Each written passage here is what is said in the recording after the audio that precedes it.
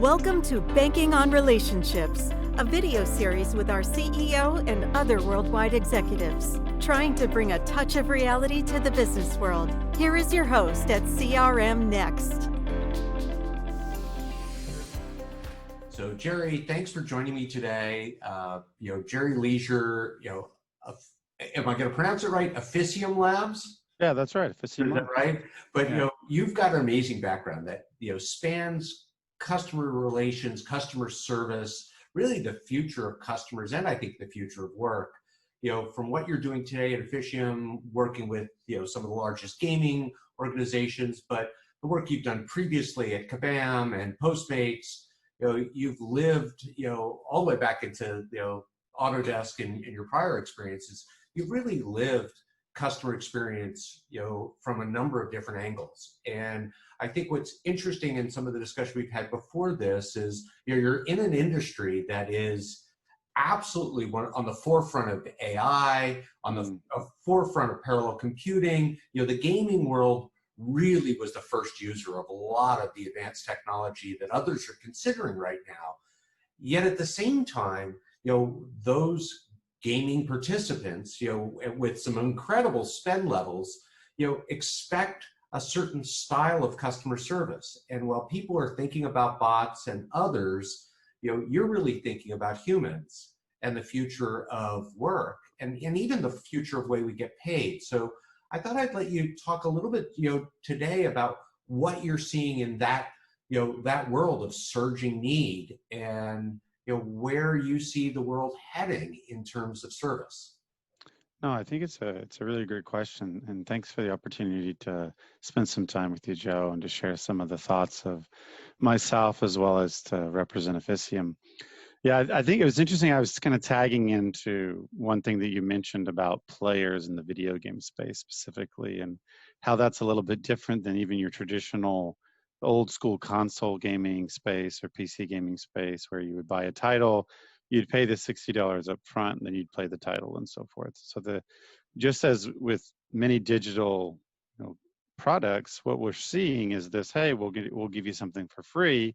You play it, you become part of the ecosystem, and then over time, if you want to enhance your experience, if you want to expedite your experience, if you want to become number one in the world, there's opportunities to make purchases in the game. And so when you were talking about the different types of services that a freemium video game player expects versus any other product, there are freemium video game players that spend more than $25,000 or $50,000 or even $500,000 in some games, and right.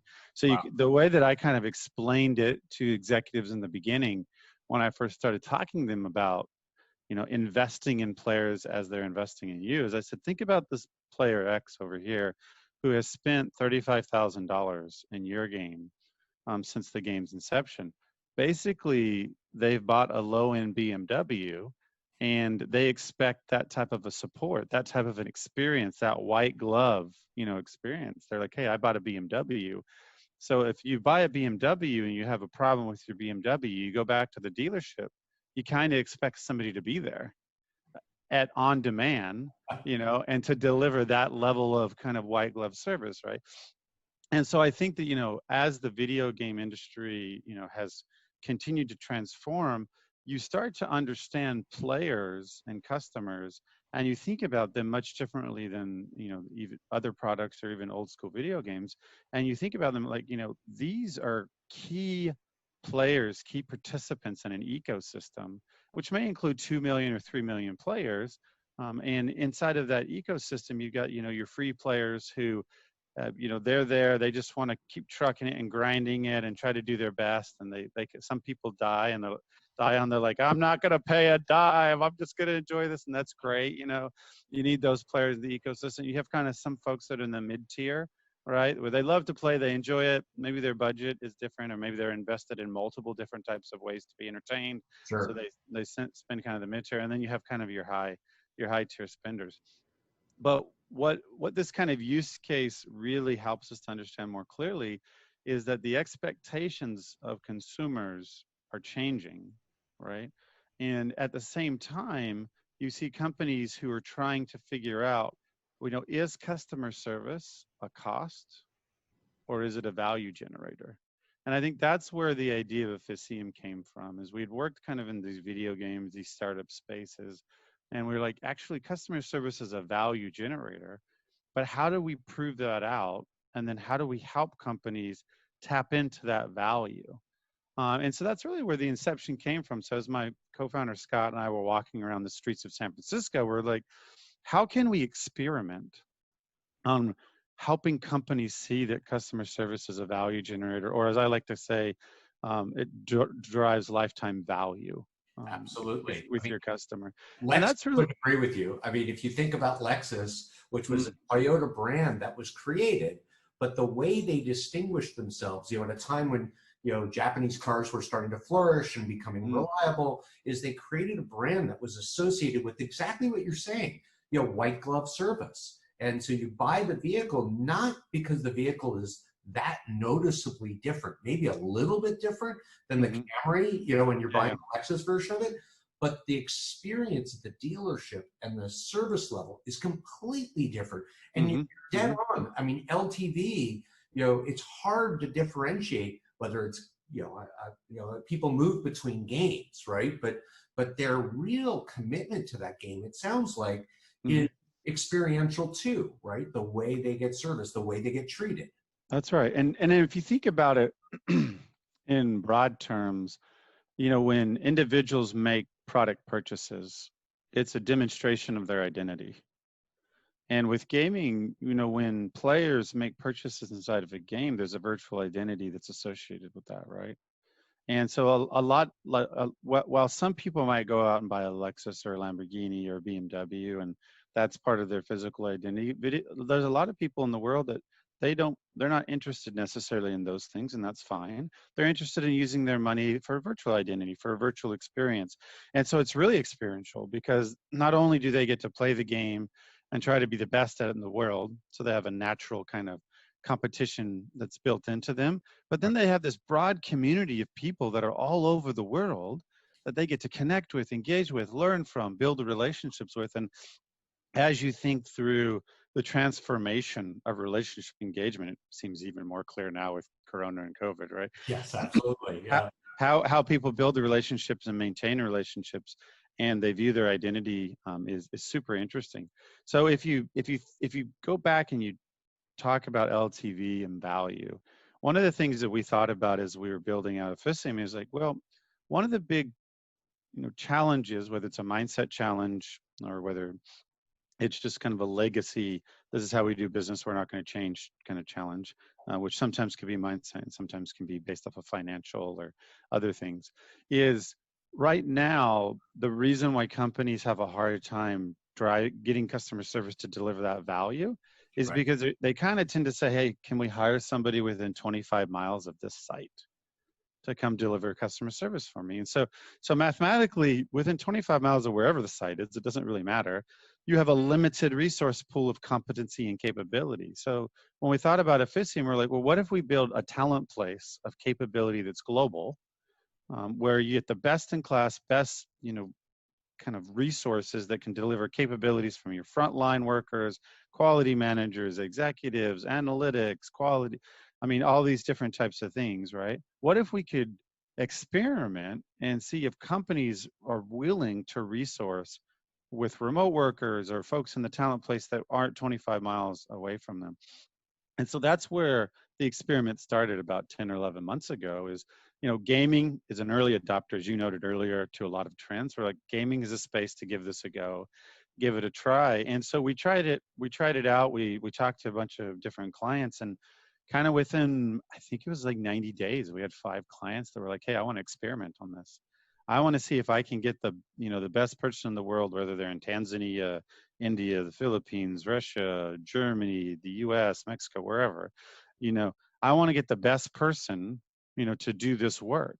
And so as we started to experiment and share a little bit more about our vision, a simple way that we explain it is, if you imagine kind of the customer service world as a mesh network, Right. and you think of Talent Place as a mesh network, where you have hub and nodes in that network. And as you know, technologically, the stronger your network is, the more hubs, the more nodes talking to each other and delivering information or value to each other, it strengthens, right? So we thought, well, what if we build Talent Place as a mesh network, and we bring hubs, which would be clients or people that have work, with nodes, which would be workers or people that need work or have competency, and we just say, hey, let's bring you together and build a mesh network of value, and then we overlay services on top of that as a container that allows them to see the value not only in a one-to-one basis, but to see the value at the ecosystem level. Like, how do 10 workers in the marketplace here give you 10x value in your overall product, right? And so that was the general concept. And, for example, when one client we worked with, we spent $1 million and we helped them get $4 million, in LTV. And other clients, we'd help them to think about in video game spaces, spikes are huge, right? If there's an event, there's an issue, spikes come up. We have burst capacity capabilities, or some clients can now handle those customer spikes quicker, faster, and deliver better customer satisfaction, which equals better resolution and better LTV. So yeah, so there's been some fun experiments as we've kind of launched Talent Place and really honed in on this concept that companies want to have value from their service experience. They want to understand how it can be a profit center versus a cost center. And by creating Talent Place, they now have access to over 10,000 plus workers that can give them the bespoke and niche value that they need to have to deliver that LTV for their company. Well, it's fascinating because you talked to me about, in the past, the fact that so many people jump over nickels to save pennies. And what we're really talking about here is service to sell, or service to add value into a relationship. Yep. And, interesting to me because, gaming is digital.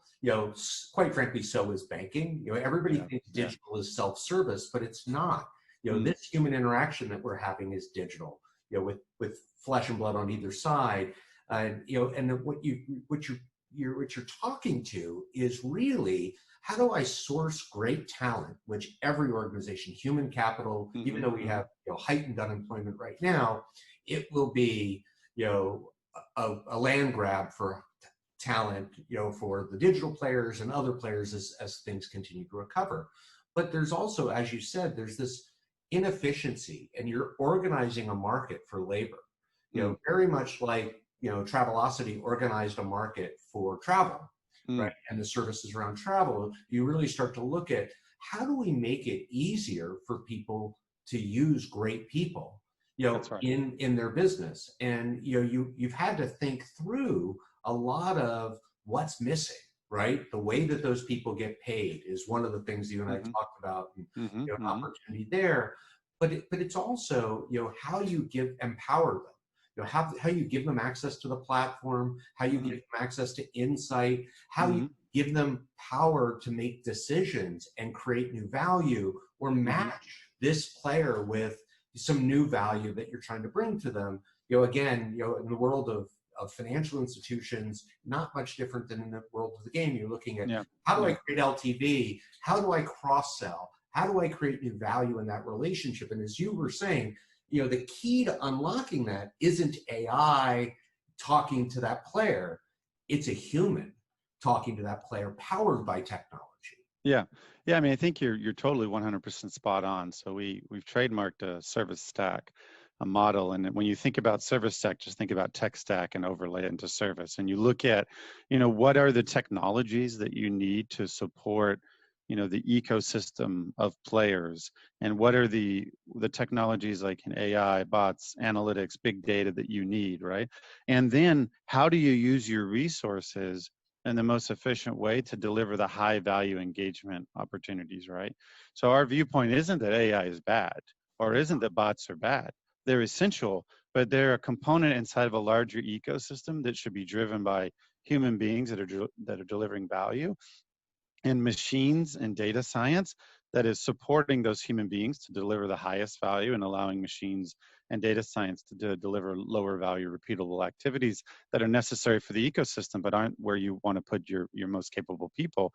And then once you've identified that, making sure that the people that you put in those seats of those engagements, that they're the most competent, capable people around the world, not necessarily within kind of 25 miles. And then you overlay what you just talked about, which is this, you talked about two key things that I just want to kind of suss out and make sure folks are, catching, is there's a transformation in how people work. So there's a huge sentiment that people, whether it's a generational change, obviously coronavirus has really kind of expedited or accelerated it, or whether it's just a natural change in businesses. But, ever since the 2007 recession, what you've seen is this huge growth in independent work, side work, some people might call it gig work. 51% or so, I think it was Forbes said 51% of America or so is now doing kind of independent work. This is pre-COVID, right? And so people want more flexible environments to allow them to spend more time with their family, spend more time on the things that they believe are more important to them and their purpose and their own personal value in life. And they also want to work with, employers that challenge them, that they can drive value and have fun, engaging, learning experiences from. So I think that's one piece that you touched on, which we're going to continue to see a point, probably 2030, 2040, where we'll see more and more kind of, especially in the CX area, more and more work from home capabilities, maybe even 60, 70% of the globe, especially in high infrastructure areas. But then the other thing that you talked about was payments, which I think a lot of people are like early days thinking about, wondering about, and they're like, oh, that's nothing, that's going to fad, that's a phase. And other people are like, that's the future. So, but in essence, we spun out from a company called Forte Labs, which is a fantastic company. They build a blockchain gaming platform where companies use virtual currencies that are, hooked into the blockchain and cryptocurrencies to deliver those services. And so we spun out from them. And one of the key concepts that are part of our talent place as we move into phase 2 is paying workers in either virtual currency from the game itself, right, the game they come to love and play, pay them that way, or with cryptocurrency, right, outside of the normal kind of, payment methods. And we're seeing, especially in the video game space, as an early adopter platform for these things, a lot of people are super interested in being played in non-conventional ways.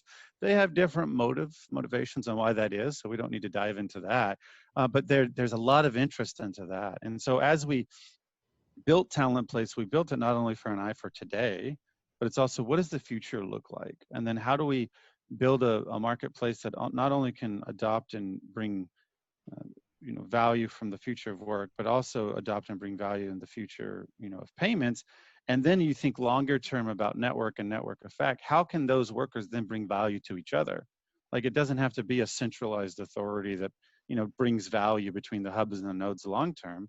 Right. That's eventually workers and clients inside of Talent Place, they can bring value to one another on their own too. And creating that network and that network effect that allows them to do that and then maximizes on the future of work and the future of payments is a vision that we believe a lot in.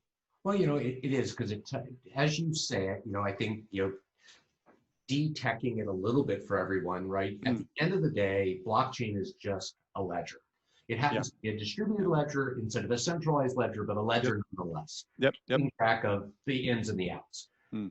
But what you've also described is another attribute of the workplace, which is community, right? And word of mouth, whether you start to look at and the people, by the way, that started this remote work, JetBlue did it early on. When you call into United 1K desk, very frequently you're getting somebody who's working from home. Some of this is to tap an expanded labor pool that wants to work a few hours a day, wants to work in the evening after kids go to sleep, wants to work in a passion area like the game world that they know and love, and this is their way of making some additional mad money to spend in the game, perhaps, and or it's just another way to exhibit and participate in their passion and even work with some of the top players in the game, right? So why do different people take on different jobs? Some people become cheerleaders for a sports team because they really enjoy that team and they really want to cheer for the team, but they also want to get to know the players or know the ecosystem around and the fans. Totally. So I think you're really talking about, when we really talk about the future of the customer, all of these players in this game, are people that have bank accounts, right?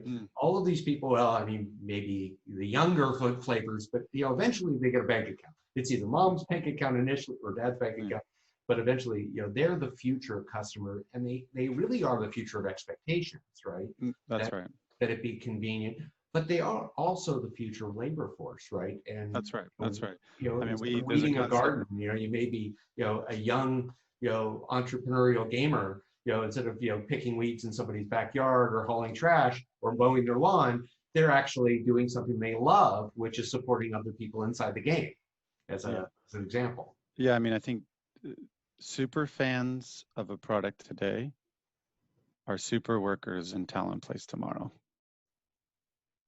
And I think this is really important as we sort of talk about what is relationship management. I have an axe to grind a little bit, or I don't know, piece to polish. When it comes to what is the future of relationship management? How do you know me? How do you help me? How do you treat me? Not just respectfully, but with perhaps some deference. The person who's spending $500,000 in the game, I mean, they better get white glove service, because that $500,000 can go over the game that they aren't yet, all at the top of the stack in. And eventually, it's like any other player of any other sport. They want to continue to prove that they're not a one-trick wonder, right? They can do it in this arena, they can do it in that arena, so they can move on, just like bank customers can move on in others. But part of the way you create that LTV is by insight into them, the ability to act on that insight, the ability to give them something that's unique and valuable in the experience. At least I'm projecting the things I could sort of imagine from the early. I mean, you're really kind of capturing the 360 data view, which is in order for me, Joe, to have a wonderful conversation with you and to do this vlog, right? We had a pre-call where we gathered data on each other so that we could understand each other in a meaningful way, so that our conversation could be great. And that whoever watches the vlog will hopefully gain something interesting and useful and relevant that they can then take into their own jobs. And the reason why they're watching is because they want to gather data for themselves to improve their overall experience. It's not so different across any product across the world. So sometimes the data is anecdotal data, like you and I talking, and sometimes it's big data information that's gathered digitally in a product. But all of that data is intended to inform an individual, a person, to engage and deliver the best experience for that other party. Right.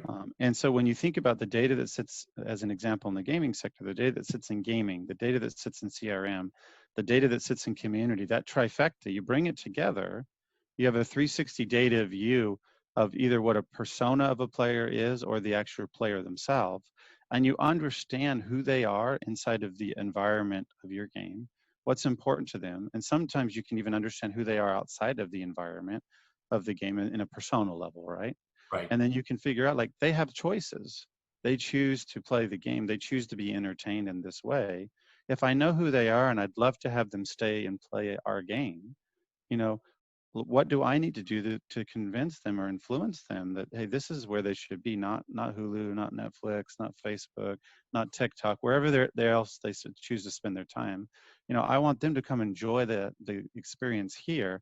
So I need to use really robust 360 data, and then I need to have a person to engage with them to help them feel the value that they want to feel, so that that purpose of why they're in the game, they can realize, whether it's virtual identity, whether it's winning, whether it's gratification, whether it's becoming the best, whether it's taking on new challenges, whatever it is, so that I can help them feel that. And that's where it all comes together.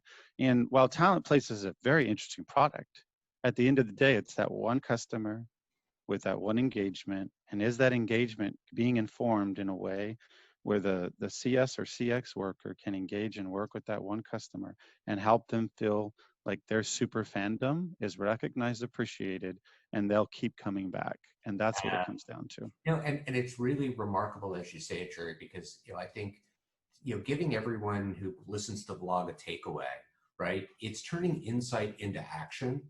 And and it's not just about delivering yet another point system or yet another. It's about intelligent products. That's right. I think we have smart products and we have dumb products, and we could sort of look at, the plain Jane credit card, relatively plain Jane. How do you start to create interlocking value or products that recognize that persona, right? And do something special. That person who's an award-winning game player, also wants to give to a cause or wants to do something else. And how do you have them play for the cause? How does that start to recognize them, not just as, sponsored by, the game or sponsored by someone else, but even, their work as a, we'll call them a game athlete, for causes that they believe in. And again, I think that that's where the human interaction, not just a survey, not just a conversation has the opportunity, and as you say, the insight into the data, but then we have to turn it into action.